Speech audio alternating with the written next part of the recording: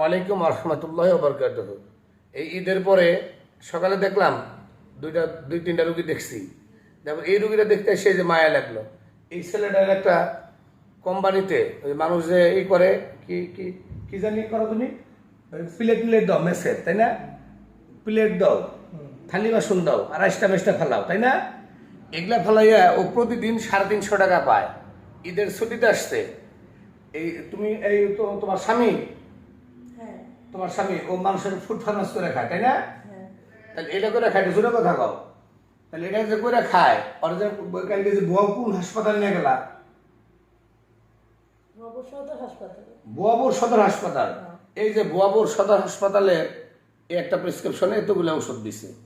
এই ওষুধ দেওয়ার পরে তার বলছে ওষুধে যদি কাজ না হয়, ওষুধে কাজ না হলে কি করতে বলছে? পরীক্ষা করতে বলছে, না? পরীক্ষা করতে বলছে। এখন আমি দেখলাম তোমরা গলা ব্যথার কথা বলছিলে না? বলছি। তাহলে যার গলা ব্যথা থাকে, যার কাশির সাথে একটু রক্ত আসে, তাকে এই এতগুলো ওষুধ লিখে দেওয়ার পরে তাকে গলাটা যদি একটু এইভাবে একটু লাইট, এই একটা লাইট কিনতে কয় টাকা লাগে? সরকার থেকে একটু দয়া করে বলবো যে সরকারি হাসপাতালে যারা যারা বসেন, তার একটা রুগী গেলে অন্তত পক্ষে একটা মিনিট যদি রুগীকে দেখেন, একটু মনোযোগ দিয়ে দেখবেন যে এই তার একটু যেহেতু গলা ব্যথার কথা বললো, গলায় একটু আপনি লাইটটা একটু দেখেন না, হা করলেই হয়।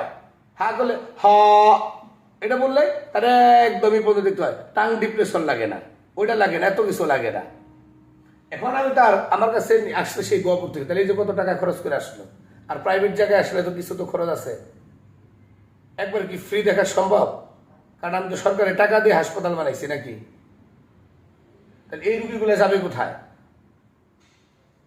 এগুলো বললে এরাই জায়গায় সবার কাছে খারাপ হয়ে যায়। তারপর আমি বলছি যেহেতু দরিদ্র মানুষ, আমি কিন্তু আমাদের কি যে সামনে যে সবার ভিজিট নিল, ওই যে একটা রুগী বসে রয়েছে, তোমার ভিজিট নিছে না? তোমার রুগীর কি ভিজিট নিছে? ভিজিট নিছে? তাহলে তোমাদের ভিজিট নিলাম না। তাহলে এই কথাগুলো তুলে ধরার জন্যই এনআই জাগির এই কাজগুলো করে। আর এক গোষ্ঠী আছে, খালি এনআই জাগির গোষ্ঠী কেমনি করে মারা যায়। আর এগুলো কি, তাকে গলাটা 1-2 সেকেন্ডের ব্যাপার গলাটা দেখা, তার হয়ে রয়েছে টনসিল এনলার্সে, ওখানে অ্যাবসেস হয়েছে, টনসিল আর অ্যাবসেস হয়ে রয়েছে। সেই টনসিল আর অ্যাবসেস থেকেই তার এই যাবতীয় সমস্যা। এটাই হলো আমাদের দুঃখ। এই গলার মধ্যে টনসিলের ওই জায়গায় ফোড়া হয়ে রয়েছে। এইটুকু জিনিস তারা ভালো দেখলে, এটা সঠিক পরামর্শ দিলেই কাজটা হয়ে যেত।